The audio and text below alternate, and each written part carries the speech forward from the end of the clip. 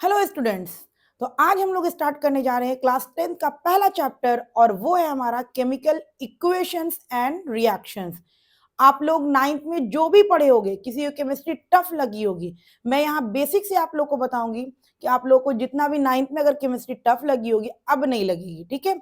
और आप ये दिमाग में मत रखना कि मैंने नाइन्थ में हमको केमिस्ट्री टफ लगी है तो टेंथ में भी हमसे नहीं बनेगा, ऐसा बिल्कुल भी नहीं है। मैं आपको बताऊंगी, बिल्कुल बेसिक लेवल से ले जाऊंगी ताकि आपको केमिस्ट्री का हर एक पॉइंट जो हो क्लियर हो जाए, ठीक है बच्चों।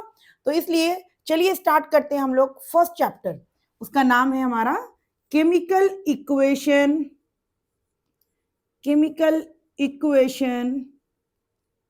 And reaction.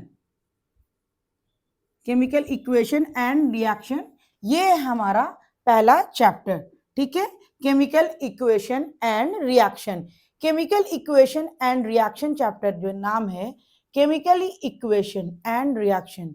कोई भी केमिकल कैसे एक दूसरे से मिलकर के रिएक्ट करता है, क्या बनता है, इसको हम लोग कहेंगे केमिकल रिएक्शन। और जो बना वो कैसे लिखेंगे हम लोग, जैसे हम लोग मैथ्स में पढ़ते हैं x plus y is equal to z करते हैं, यहाँ पर भी हम लोग केमिस्ट्री में उसी तरीके से इक्वेशन बनाएंगे, लेकिन केमिस्ट्री का, ठीक है। H2 plus O2 is equal to H2O, तो ये हम लोग लिखेंगे। लिखने का तरीका क्या है, किसी भी केमिकल रिएक्शन को लिखने का तरीका क्या है, उसको हम लोग बोलते हैं केमिकल इक्वेशन। तो इसी दो चीज के बारे में पूरे चैप्टर में हम लोग को जानना है बच्चों, इसलिए बहुत ही बेसिक लेवल से मैं आपको पढ़ाऊंगी और आपको बिल्कुल भी हर एक पॉइंट क्लियर करूंगी, इसलिए आप लोगों को कोई दिक्कत नहीं हो केमिस्ट्री में। केमिस्ट्री बहुत सारे बच्चे को केमिस्ट्री टफ होती है, 9th क्लास में केमिस्ट्री कहते हैं कि बहुत टफ हुई, हमसे नहीं हुआ, ठीक है, कोई बात नहीं। अब आपको टाइम देना है केमिस्ट्री में, आपको ध्यान देना है, मैं आपके हर एक पॉइंट को क्लियर कर दूंगी, ठीक है। चलिए सबसे पहले इस चैप्टर में हम लोग जानेंगे चेंजेस के बारे में, ठीक है। चेंजेस के बारे में जानेंगे। चेंजेस, केमिकल चेंज रिएक्शन में दो चेंजेस होती है, एक होती है हमारा फिजिकल चेंज, एक होता है हमारा फिजिकल चेंज और दूसरा होता है हमारा केमिकल चेंज, ठीक है। एक हमारा होता है फिजिकल चेंज और दूसरा जो हमारा होता है वो होता है हमारा क्या, केमिकल चेंज। फिजिकल चेंज और केमिकल चेंज के बारे में बच्चों आप क्लास 8 में पढ़े होंगे। तो देखिए 10th बोर्ड में इसे क्वेश्चन नहीं आता है, लेकिन अगर एनसीईआरटी ने मेंशन किया है तो हम लोग को पढ़ते चलना है। जिन बच्चों को आता है उनका रिवाइज हो जाएगा और जिनको नहीं आता है वो पढ़ लेंगे, ठीक है, ओके।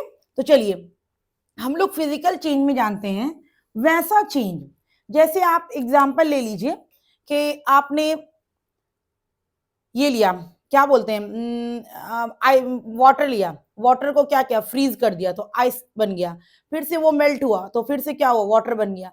तो कोई नया सब्सटेंस नहीं बना, कोई न्यू सब्सटेंस नहीं बना। वैसे रिएक्शन में जिसमें कोई न्यू सब्सटेंस नहीं बनता है तो उसको हम लोग फिजिकल चेंज कहते हैं। जैसे मैंने मेल्टिंग ऑफ कैंडल्स, कैंडल्स क्या हो गया, मेल्ट हो गया, तो उसमें कोई नया सब्सटेंस नहीं बना। मेल्ट जब हुआ, मेल्ट हुआ भी हम लोग को कैंडल ही दिख रहा है, मिल्क वैक्स ही दिख रहा है, तो क्या हुआ, वो सब्सटेंस जो है अपना स्टेट चेंज नहीं किया, मतलब कि अपना कोई नया प्रोडक्ट नहीं बनाया। तो जब किसी भी ऐसी चेंजिंग में कोई नया प्रोडक्ट नहीं फॉर्म होता है तो उसको बच्चों हम लोग क्या कहते हैं, फिजिकल चेंज कहते हैं। No new substance are form. तो आप एक, जैसे हम एग्जाम्पल ले लेते हैं शुगर वाटर का, मीठा पानी, नमक या नमक पानी लीजिए या आप शुगर वाटर ले लीजिए, ठीक है, या आप सॉल्ट वाटर ले लीजिए। अब बच्चे कहेंगे कि सॉल्ट वाटर तो घुल गया, पहले तो शुगर था। मान लिया कि बीकर में हम शुगर वाटर लिए, ठीक है, शुगर प्लस वाटर लिए, ठीक है, शुगर प्लस वाटर लिए, ठीक है बच्चों।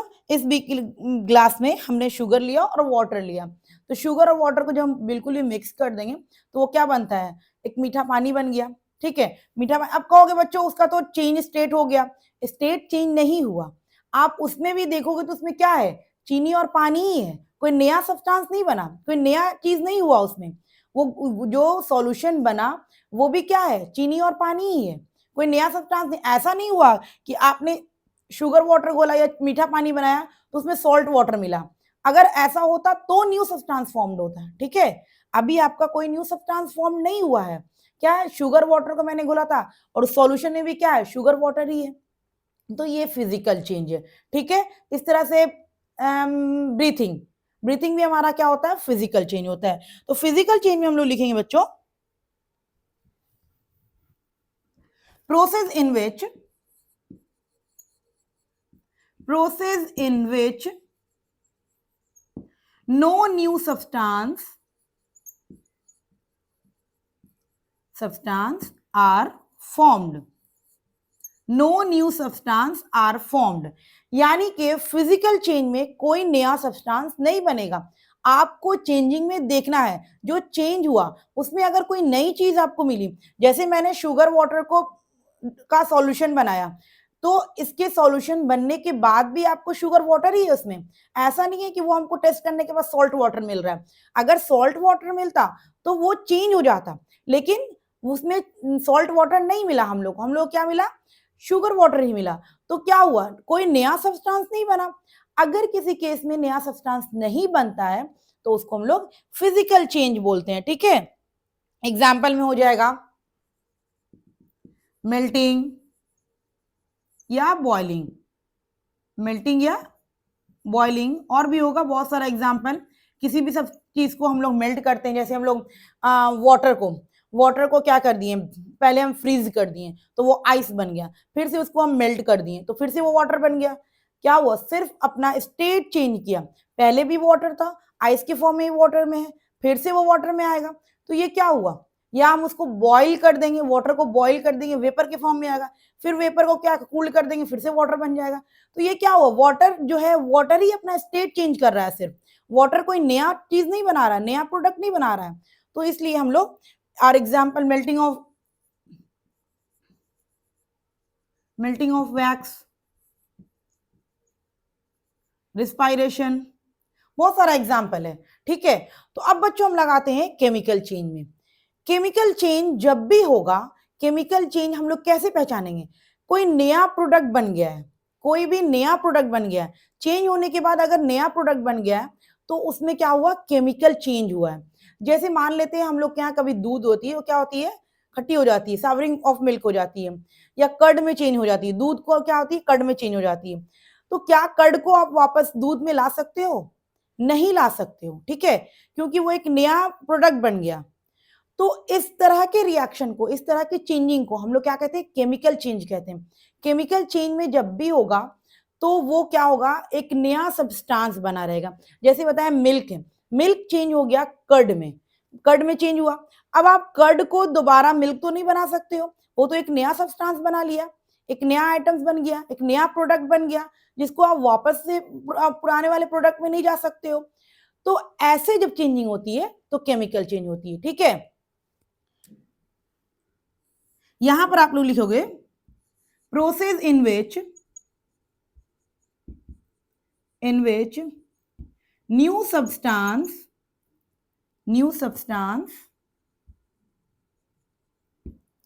Are formed, new substance are formed, ठीक है। वैसे प्रोसेस में जहां पर नया सब्सटेंस अगर बन गया है तो वहां पर हम लोग कहते हैं केमिकल चेंज हुआ है, और अगर न्यू सब्सटेंस नहीं बना है तो फिजिकल चेंज हुआ है। इसका बहुत सारा एग्जाम्पल आप क्लास 8 में पढ़े होंगे, cutting of paper, cutting of tree, बहुत चीज पढ़े होंगे, तो उससे भी क्या होता है, क्लियर हो गया। जो बच्चे नहीं पढ़े होंगे वो यहाँ समझ जाएंगे कि फिजिकल चेंज में अगर फिजिकल चेंज का कहीं पर क्वेश्चन है तो सिंपली वहां पर देखना है कि जो न्यू सब्सटेंस बना है वो क्या है, पहले वाले सब्सटेंस में वापस जा सकता है या नहीं जा सकता है। जैसे मैंने वाटर से आइस बना दिया, अब आइस जो है वापस वाटर में जा सकता है, आइस जो है वापस वाटर में जा सकता है, तो ये कोई नया सब्सटेंस नहीं बना। तो इस तरह के चेंजिंग को क्या कहते हैं, फिजिकल चेंज कहते हैं। उसी टाइप से आप देख लीजिए, मिल्क जो है कर्ड में चेंज हो गया, अब कर्ड को वापस हम मिल्क में चेंज नहीं कर सकते हैं क्योंकि ये नया सब्सटेंस फॉर्म्ड हो गया, इसमें केमिकली रिएक्शन हो गया, तो ये क्या हो गया, केमिकल चेंज हो गया। एक टर्म आता है फिजिक्स बायोलॉजी में, मैं बायोलॉजी तो नहीं पढ़ा रही हूँ लेकिन बायोलॉजी का एक टर्म है जिसमें अक्सर बच्चे कंफ्यूज होते हैं। एक टर्म आता है ब्रीथिंग, और एक होता है रिस्पायरेशन, ठीक है। ये दो टर्म है, एक ब्रीथिंग है, एक रेस्पायरेशन है। बहुत सारे बच्चे बोलते हैं कि नहीं, ब्रीथिंग और रेस्पायरेशन जो है एक ही चीज है। नहीं, एक ही चीज नहीं है। ब्रीथिंग जो है हमारा, ये हमारा क्या है, फिजिकल चेंज है। कार्बन ऑक्सीजन लिए, कार्बन डाइऑक्साइड रिलीज किए, ऑक्सीजन लिए, कार्बन डाइऑक्साइड रिलीज की, तो ये हमारा फिजिकल चेंज है। लेकिन रिस्पायरेशन जो हो गया हमारा, केमिकल चेंज हो गया। जैसे हम ऑक्सीजन को लिए तो वो क्या करता है, हमारे स्टमक में जा करके वो ब्रेक डाउन ऑफ फूड करता है, केमिकल रिएक्शन करवाता है। समझ में आ रहा है? तो ब्रीथिंग और रिस्पायरेशन एक चीज नहीं है बच्चों, दोनों अलग अलग चीजें। ब्रीथिंग फिजिकल चेंज है और रिस्पायरेशन आपका जो है वो केमिकल चेंज है, ठीक है। इसमें आप कंफ्यूज नहीं होंगे आप लोग बायो पढ़िएगा तो आप लोग को बायो के टीचर जो है वो अच्छे से क्लियर करेंगे। लेकिन मैं आपको यहाँ पर बता दे रही हूँ कि ब्रीथिंग और रिस्पायरेशन दोनों अलग अलग है, एक ही चीज नहीं है। ब्रीथिंग, रिस्पायरेशन में जब ऑक्सीजन लेते हैं तो उसका काम है ब्रेकडाउन ऑफ फूड, ठीक है। ब्रेकडाउन ऑफ फूड होगा तो उसमें केमिकल चेंज होगा, केमिकल रिएक्शन होगा। तो इस तरीके से ब्रीथिंग जो होगा हमारा फिजिकल चेंज होगा, और रिस्पायरेशन जो होगा बच्चों वो हमारा क्या होगा, केमिकल चेंज होगा। तो ये था हमारा फिजिकल चेंज और केमिकल चेंज। फिजिकल चेंज आप सिंपली देखोगे, कोई नया सब्सटेंस अगर नहीं बना है और जो सब्सटेंस बना है वो वापस से अपने स्टेट में जा सकता है तो वो फिजिकल चेंज हुआ। और केमिकल चेंज के लिए आप देखोगे जो नया सब्सटेंस बना है वो वापस से अपने कंडीशन में नहीं जा सकता है, तो वो केमिकल चेंज हुआ। जैसे मैंने आपको सिंपल सा एग्जांपल दिया कि आप डेली यूज में इस्तेमाल करते हो, डेली यूज में रखते हो। एग्जाम्पल क्या होता है ना बच्चों, अगर डेली यूज के हिसाब से आप ले रहे हो तो आपको ज्यादा अच्छे समझ में आएगा। आप डेली यूज अपने घर में देख रहे हो, आसपास देख रहे हो, तो उससे ज्यादा क्लियर होता है आपको। तो इस तरह से मैंने केमिकल चेंज का एग्जांपल लिया। जैसे हम लोग हमेशा मिल्क से कर्ड में चेंज करते हैं, ठीक है। तो कर्ड अगर हमारा बन गया तो वापस से वो मिल्क नहीं बन सकता है, ठीक है। तो इस तरीके के चेंज को केमिकल चेंज कहते हैं। तो दो ही चीज देखना है, पहला देखना है कि वो नया सब्सटेंस जो बना है, वो नया सब्सटेंस जो बना है पहले वाले सब्सटेंस से चेंजिंग में है। अगर चेंज है तो केमिकल रिएक्शन, केमिकल चेंज, और अगर चेंज नहीं है तो फिजिकल चेंज। और जो नया सब्सटेंस बना है वो वापस से अपने सब्सटेंस में जा सकता है तो फिजिकल चेंज, और वापस से वो अपना ओरिजिनल शेप ले सकता है तो फिजिकल चेंज। अगर वापस से वो अपना ओरिजिनल शेप नहीं ले सकता, ओरिजिनल सब्सटेंस नहीं बन सकता है, तो वो होता है बच्चों हमारा केमिकल चेंज। तो ये हो गया डिफरेंसेस फिजिकल चेंज और केमिकल चेंज। इस तरह से क्वेश्चन बोर्ड में तो नहीं पूछता है, लेकिन एनसीईआरटी ने मेंशन किया है तो हम लोग को पढ़ना जरूरी है। चलिए हम लोग नेक्स्ट टॉपिक चलते हैं। केमिकल चेंज में आप एग्जांपल लिख लीजिए, rusting of iron, rusting of iron. देखो बच्चों, रस्टिंग ऑफ आयरन मैंने इसलिए लिया क्योंकि रस्टिंग ऑफ आयरन जो है इस टॉपिक में, इस चैप्टर में ज्यादातर पढ़ना है, ठीक है। ज्यादातर इसका नाम आएगा rusting of iron. I hope कि आप लोग को ये पता भी होगा, रस्टिंग ऑफ आयरन, लोहे में जंग लगना, तो ये क्या है, केमिकल चेंज है। हम लोग उसको दोबारा से नहीं चेंज कर सकते हैं उसके ओरिजिनल स्टेट में। तो रस्टिंग ऑफ आयरन लिख लीजिए, या आप ब्रीथिंग लिख सकते हैं, सॉरी रिस्पायरेशन लिख सकते हैं। और नेक्स्ट टर्म जो हमारा होता है, एक और टर्म होता है melting of candles and burning of candles. Melting of candles physical change, burning of candles जो होता है हमारा केमिकल चेंज होता है। ये भी याद रखिएगा, ठीक है बच्चों। तो अब हम लोग चलेंगे केमिकल रिएक्शन के बारे में जानेंगे।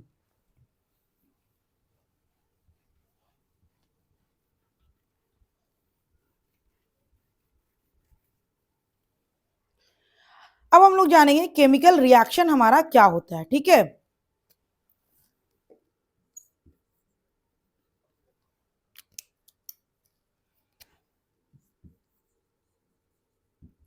केमिकल रिएक्शन, ठीक है। हम लोग को तो यही चैप्टर है, केमिकल रिएक्शन एंड इक्वेशन। तो चलिए पहला हम लोग स्टार्ट कर लिए हैं केमिकल रिएक्शन। केमिकल रिएक्शन किसे कहते हैं बच्चों, जिस प्रोसेस में केमिकल चेंज हुआ है तो उसको हम लोग कहते हैं केमिकल रिएक्शन, ठीक है। जिस प्रोसेस में केमिकल चेंज हुआ है, जैसे मान लिया कि मिल्क जो है कर्ड में चेंज हुआ, तो मिल्क जब कर्ड में चेंज हुआ तो उसमें कुछ ना कुछ ऐसा केमिकल रिएक्शन हुआ होगा, तब तो वो कर्ड में चेंज हुआ। तो जो प्रोसेस केमिकल चेंज के लिए होता है उसी प्रोसेस को हम लोग क्या कहते हैं, केमिकल रिएक्शन कहते हैं। आप लोग इसको इस तरीके से लिख सकते हो, द प्रोसेस इन्वॉल्विंग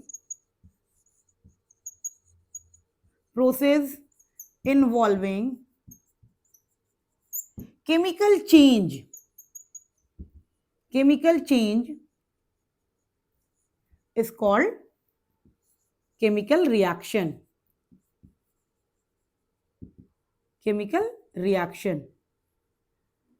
जिस भी प्रोसेस में केमिकल चेंज का हुआ वो क्या हुआ, केमिकल रिएक्शन हुआ। जैसे आपको मैंने एग्जांपल दिया, मिल्क जो है हमारा कर्ड में चेंज हो रहा है, ठीक है, मिल्क जो है हमारा कर्ड में चेंज हो रहा है।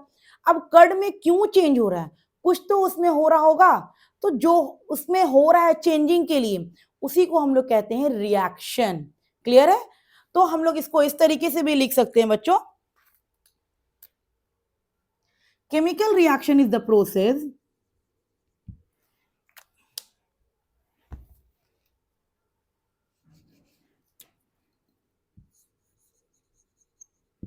chemical reaction is the process by which chemical reaction is the process by which two or more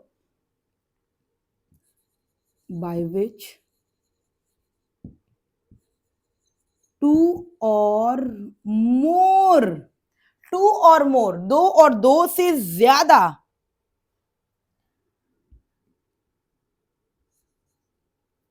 more substance react to each other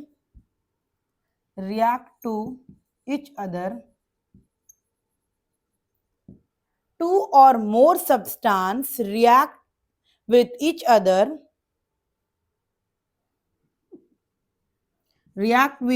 other to form new substance। ठीक है, दो या दो से ज्यादा सब्सटेंस रिएक्ट कर करके एक नया सब्सटेंस बना रहा है, to form new substance with different property,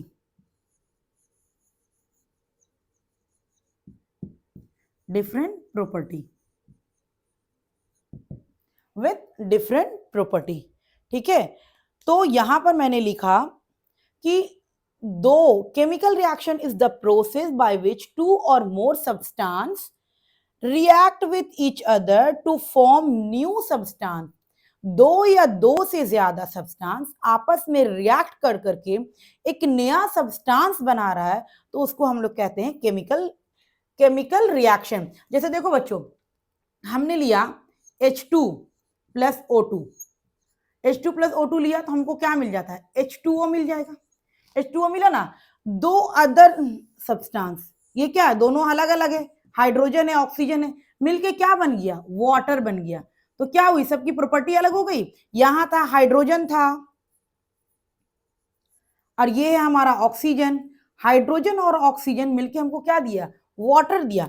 तो यही कह रहा है, chemical reaction is the process by which two or more substance react with each other to form new substance with different properties। अब वाटर की प्रॉपर्टीज जो होगी वो H2 की प्रॉपर्टी नहीं होगी, अब वाटर की जो प्रॉपर्टी होगी वो O2 की प्रॉपर्टी नहीं होगी।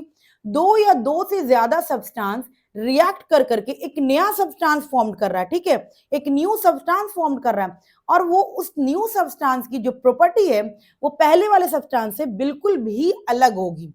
तो इस पूरे प्रोसेस को हम लोग कहते हैं केमिकल रिएक्शन। ठीक है बच्चों, तो मैंने क्या कहा कि दो या दो से ज्यादा सब्सटेंस क्या कर रहा है, आपस में मिल करके एक नया सब्सटेंस बना रहा है। ठीक है, दो या दो से ज्यादा सब्सटेंस आपस में मिल करके एक नया सब्सटेंस फॉर्म्ड कर रहा है, तो वो इस पूरे प्रोसेस को हम लोग कहते हैं केमिकल रिएक्शन।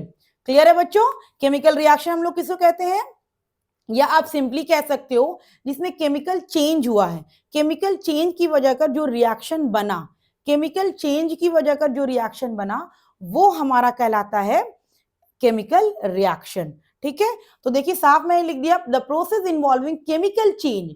केमिकल चेंज में जो प्रोसेस इन्वॉल्व हुआ, अब जो मिल्क जो है हमारा कर्ड कैसे बन रहा है, उसमें कुछ तो ऐसा आया होगा, कुछ तो ऐसा केमिकल आकर के मिला होगा जिससे वो क्या हुआ, कर्ड में चेंज हो गया। केमिकल रिएक्शन, केमिकल चेंज किस क्यों हुआ, केमिकल रिएक्शन कोई आकर के मिला होगा उसके साथ। ठीक है, तो इसी तरह से मैंने दूसरा भी डेफिनेशन लिखा है, chemical reaction is the process by which two or more substance react with each other to form new substance with different property। Clear है पॉइंट। तो और केमिकल जैसे मैंने देखा H2 प्लस O2 को मिला है तो हमारा क्या हुआ, वाटर बना। अब H2 और O2 की प्रॉपर्टी अलग है वाटर की प्रॉपर्टी से। जो नया सब्सटेंस फॉर्म्ड हुआ उसकी प्रॉपर्टी क्या है, जो जो आकर के रिएक्शन में इन्वॉल्व हुआ उसकी प्रॉपर्टी से बिल्कुल अलग है। चलिए तो अब हम लोग आगे देखते हैं।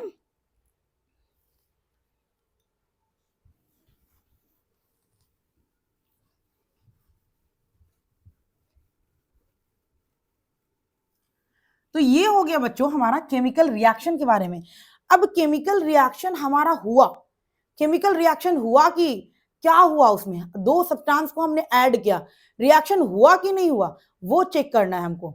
वो चेक करना जरूरी है क्योंकि हम लोग हर चीज क्या करते हैं, हम लोग डेली लाइफ में भी अगर अपना एक एग्जांपल लेते हैं, हम अपना मोबाइल फोन यूज करते हैं, कुछ भी उसमें हम अपना फंक्शन करते हैं, हम चेक करते हैं कि मतलब मेरा काम ये हुआ कि नहीं हुआ। तो हम लोग वहां पर अगर डन का ऑप्शन आता था हम लोग कहते हैं हाँ ये काम मेरा हो गया। इसी तरीके से केमिस्ट्री में कोई रिएक्शन हम करवा रहे हैं, वो रिएक्शन हुआ कि नहीं हुआ, क्या हुआ, कैसे पता चलेगा, कुछ तो ऐसा होगा जो पता चलेगा कि हाँ रिएक्शन हुआ। ठीक है, मान लिया कि मैंने जैसे हम लोग H2 और O2 लिए, ठीक है, दोनों को मिला दिए, वो वाटर बना, बना क्या हुआ कैसे पता करेंगे। तो कुछ केमिस्ट्री में ये है कैरेक्टरिस्टिक है केमिकल रिएक्शन की, जिसके जरिए हम लोग जानते हैं कि हाँ इसमें केमिकल रिएक्शन हुआ है। तो कैरेक्टरिस्टिक ऑफ केमिकल रिएक्शन पढ़ेंगे हम लोग, characteristic of chemical reaction, characteristic of chemical reaction पढ़ेंगे हम लोग। कैरेक्टरिस्टिक ऑफ केमिकल रिएक्शन बस यही जानना है कि कोई भी दो सब्सटेंस आकर के मिला, दो केमिकल रिएक्शन पढ़े, दो न्यू सब्सटेंस आकर मिलता है और एक नया सब्सटेंस फॉर्म्ड करता है। अब जो नया सब्सटेंस फॉर्म्ड हुआ कि नहीं हुआ ये चेक करने के लिए कुछ पॉइंट है हमारे पास, जिसको हम लोग पहले देख लेते हैं। सबसे पहला पॉइंट हम लोग का है change in state, change in state. Number 2 point है change in colour, change in colour. Number 3 point है चेंज इन टेम्परेचर, या पहले evolution of gas. Number 4 point है, ये नंबर 4 पॉइंट आप लिख लीजिए, formation of PPT, precipitation, formation of precipitation. और नंबर 5 पॉइंट है change in temperature, change in temperature. देखो बच्चों, अगर केमिकल रिएक्शन हुआ है उसमें, अगर दो सब्सटेंस को मैंने मिलाया मतलब कि रिएक्ट करवाया तो नया सब्सटेंस फॉर्म्ड हुआ, अगर ये हुआ है तो उसमें हम लोग को पांच में से कोई एक चेंजेस भी दिखना चाहिए। पांच में से कोई एक भी दिख गया तो केमिकल रिएक्शन हुआ है, अगर पांच में से कोई एक नहीं दिखा तो केमिकल रिएक्शन हमारा नहीं हुआ है। चलो बच्चों चेक करते हैं। सबसे पहला है चेंज इन स्टेट, अगर उसका स्टेट चेंज हुआ है तो हम लोग को क्या दिखेगा, जैसे मान लेते हैं कि मैंने दो सॉलिड सब्सटेंस लिया था, दो सॉलिड सब्सटेंस को रिएक्ट करवाए थे। जैसे मान लिया कि मैंने अभी आपको मैंने एग्जांपल दिया था, जैसे मैंने H2 लिया, H2 मेरा क्या है गैस है, इस तरह से मैंने O2 लिया, O2 मेरा क्या है गैस है, और जब हमको बना तो ये वाटर बना H2O, ये लिक्विड में बन गया। ठीक है, अब देखो मैंने H2 को लिया गैस है, ये O2 को भी लिया ये भी गैस है, लेकिन इससे जो प्रोडक्ट बना वो लिक्विड हो गया, तो स्टेट चेंज हो गया, गैस से लिक्विड में चला गया। तो इससे हम लोग क्लियर करेंगे कि हाँ इसमें रिएक्शन हुआ है, क्योंकि मैंने गैस लिया था और वो गैस से क्या हुआ लिक्विड में चेंज हो गया। तो जहां पर भी आप लोग को इन पांच में से कोई एक भी दिख जाए तो उसमें रिएक्शन हुआ है। तो फर्स्ट सबसे पहले मैंने एग्जांपल दिया चेंज इन स्टेट का, जैसे मैंने H2 और O2 को लिया, H2 भी गैस के फॉर्म में, O2 भी गैस के फॉर्म में। तो जब ये बना तो क्या दिया, वाटर दिया।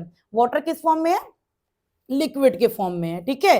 तो ये क्या हुआ, स्टेट हमारा चेंज हुआ, तो स्टेट चेंज होते हमको दिख रहा है, यानी कि इसमें केमिकल रिएक्शन हुआ है। तो ये हमारा हो गया पहला पॉइंट, जिसको हम लोग क्लियर करेंगे, केमिकल रिएक्शन उसमें हुआ है कि नहीं हुआ है। इसी तरह से आप नेक्स्ट भी एग्जांपल ले सकते हो इसका। जैसे हम एग्जांपल ले लेते हैं अमोनिया गैस, या हम इधर लिख देते हैं, देखो ठीक है बच्चों, अमोनिया गैस, ठीक है, ये गैस है, इसको हम रिएक्ट करवाएं HCl के साथ। ये क्या है, HCl हमारा क्या है, HCl हमारा क्या है बच्चों, ये भी गैस के फॉर्म में ले लिए, तो हम लोग को क्या बनेगा, NH4 अमोनियम क्लोराइड बनेगा, NH4Cl बनेगा। तो NH4Cl जो बनता है ये सॉलिड फॉर्म में मिलता है, ठीक है। तो देखो बच्चों, हम लोगों ने तो लिया था गैस, गैस लिए ना, तो गैस लिए, अमोनिया भी गैस है, हाइड्रोक्लोरिक एसिड भी गैस के फॉर्म में लिए, अमोनियम क्लोराइड बना तो ये सॉलिड के फॉर्म में बना। यानी कि क्या हुआ कि रिएक्शन में स्टेट चेंज हो रहा है, इसका मतलब कि इसमें रिएक्शन हुआ। मान लिया कि हम अमोनिया गैस लिए और उसमें HCl मिलाएं, अब अमोनिया गैस में HCl मिला दिए, अब हमको चेक करना है कि रिएक्शन हुआ कि नहीं हुआ। हम लोग परेशान है कि रिएक्शन हुआ कि नहीं हुआ, तो चेक करेंगे कि स्टेट चेंज हुआ कि नहीं हुआ। तो मैंने देखा कि हाँ स्टेट चेंज हो गया है, मैंने गैस लिया था तो ये सॉलिड के फॉर्म में मिल रहा है, यानी कि इसमें रिएक्शन हुआ है। तो ये था पहला पॉइंट बच्चों हमारा। नेक्स्ट पॉइंट है हमारा change in colour. Change in colour में आप सबसे अच्छा एग्जाम्पल ले लो, सबसे अच्छा एग्जाम्पल है रस्टिंग ऑफ आयरन। मैंने कहा ना आपको, टॉपिक स्टार्ट हो गई है रस्टिंग ऑफ आयरन। ये रस्टिंग ऑफ आयरन जो है बहुत इंपॉर्टेंट टॉपिक है, ठीक है। रस्टिंग ऑफ आयरन जो है बहुत इंपॉर्टेंट टॉपिक है, और रस्टिंग ऑफ आयरन की एक एक्टिविटी भी है जो एनसीईआरटी में, जो कि इंपॉर्टेंट है, हमेशा उसी से क्वेश्चन आता है। फर्स्ट ऑफ ऑल कि एग्जाम में आप लोग को एक्टिविटी देख करके ही जाना है, बिना एक्टिविटी देखे नहीं जाना है। आप लोग जैसे जैसे लाइन बाय लाइन पढ़िए, लेकिन एक्टिविटी जरूर पढ़िए, हर एक एक्टिविटी पढ़िए। मैं हर एक एक्टिविटी को क्लियर कराऊंगी, लेकिन फिलहाल अभी हम लोग अभी जो टॉपिक चल रहा है उसको कंप्लीट करते हैं। तो rusting of iron, rusting of iron में क्या होता है, क्या होता है, आयरन जब शुरू में होता है हमारा, आयरन क्या होता है शुरू में हमारा, कैसा कलर होता है, इसका ब्लैक टाइप का कलर होता है।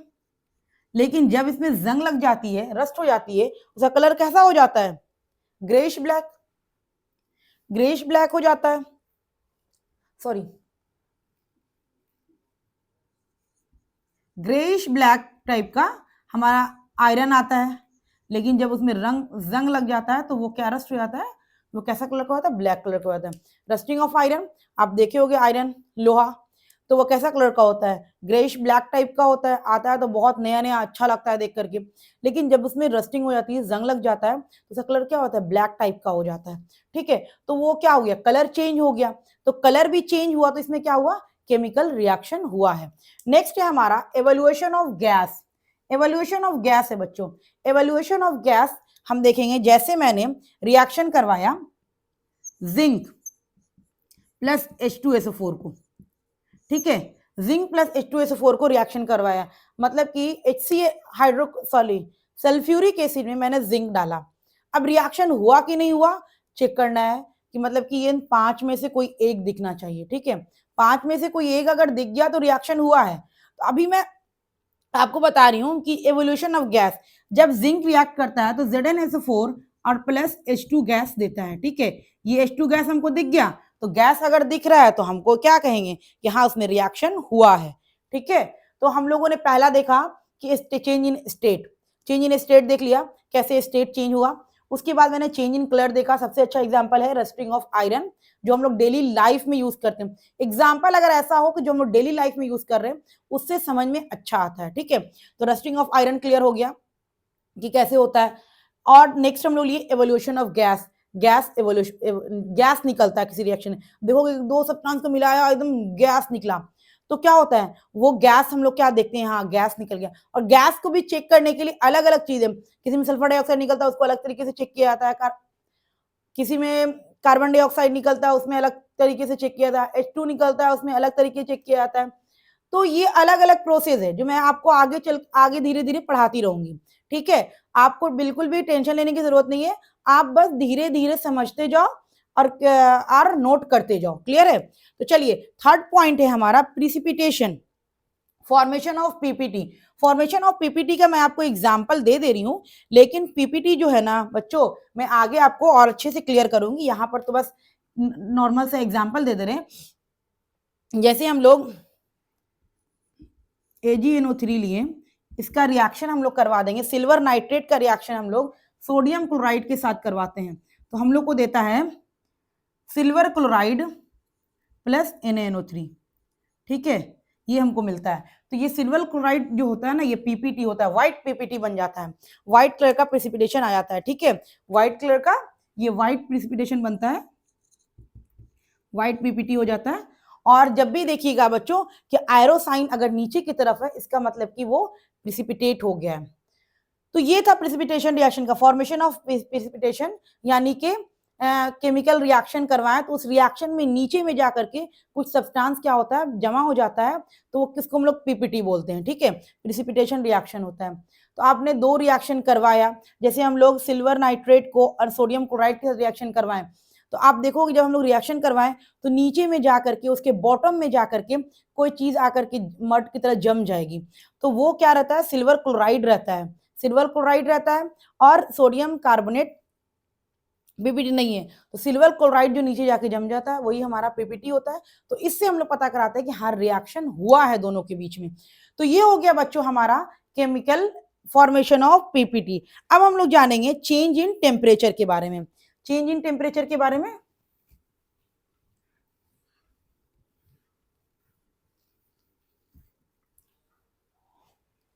अब है हमारा चेंज इन टेम्परेचर, पांचवा था ना, change in temperature. Change in temperature मतलब क्या हुआ कि कोई रिएक्शन आप करवा रहे हो, कोई भी रिएक्शन आप करवा रहे हो, तो आप उसको टच करके देखोगे उसका टेम्परेचर चेंज होता है, या तो टेम्परेचर बढ़ जाएगा या टेम्परेचर क्या होगा, घट जाएगा, या तो राइज कर जाएगा या टेम्परेचर फॉल कर जाएगा। क्लियर है पॉइंट।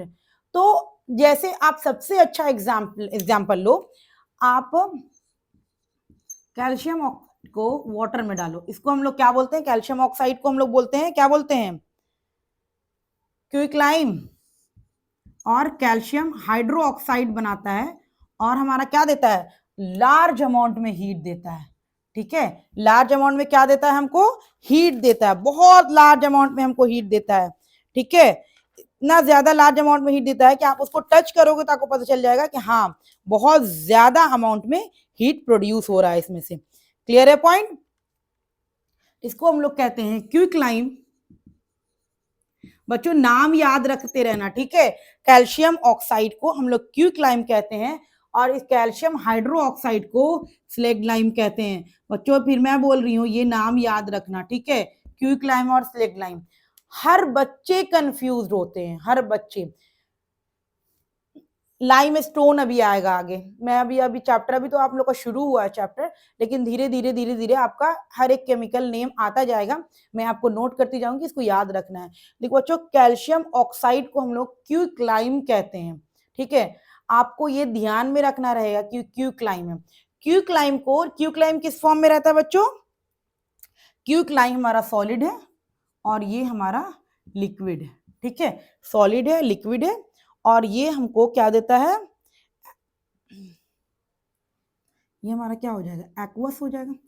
तो जैसे ही आप क्विकलाइम को या कैल्शियम ऑक्साइड को वाटर में डालते हो तो क्या होता है ना, बहुत ज्यादा अमाउंट में हीट निकल प्रोड्यूस होता है, आप देखोगे उसके बाहर से टच करके एकदम गर्म रहेगा, तो क्या हुआ, चेंज इन टेम्परेचर हुआ, टेम्परेचर चेंज हुआ। या कोई रिएक्शन ऐसा भी होता है कि जब आप क्या करोगे ना, रिएक्शन करवाओगे तो आपको टेम्परेचर कम भी दिखेगा, वो ठंडा हो जाएगा, ठीक है। तो जहां पर टेम्परेचर बढ़ता हुआ दिखेगा वहां पर भी केमिकल रिएक्शन हुआ है, और यहाँ पर टेम्परेचर कम होता दिखेगा वहां पर भी आपका केमिकल रिएक्शन हुआ है। तो बच्चों हम लोगों ने यहाँ पर जाना कि फिजिकल चेंज और केमिकल चेंज क्या होता है, उसके बाद हम लोग केमिकल रिएक्शन के बारे में जाने, केमिकल रिएक्शन किसको कहते हैं। मैंने बताया कि केमिकल रिएक्शन क्या होता है, केमिकल चेंज का जो प्रोसेस होता है उसी को केमिकल रिएक्शन कहते हैं। या आप कह दीजिए दो अलग अलग सब्सटेंस आकर के मिल करके रिएक्ट करता है और एक नया सब्सटेंस बनाता है, तो उसको हम लोग केमिकल रिएक्शन कहते हैं। किसी भी सब्सटेंस में केमिकल रिएक्शन हुआ है या नहीं हुआ है, ये चेक करने के लिए हम लोग 5 चीज चेक करते हैं। सबसे पहला change in state, change in colour, change in temperature और evolution of gas, formation of PPT. ये 5 में से कोई एक भी अगर किसी रिएक्शन में दिख रहा है तो आप समझ जाओगे इसमें रिएक्शन हुआ है। क्लियर है पॉइंट? तो आज हम लोग यहां तक क्लियर करेंगे, नेक्स्ट क्लास में हम लोग इसके आगे चलेंगे।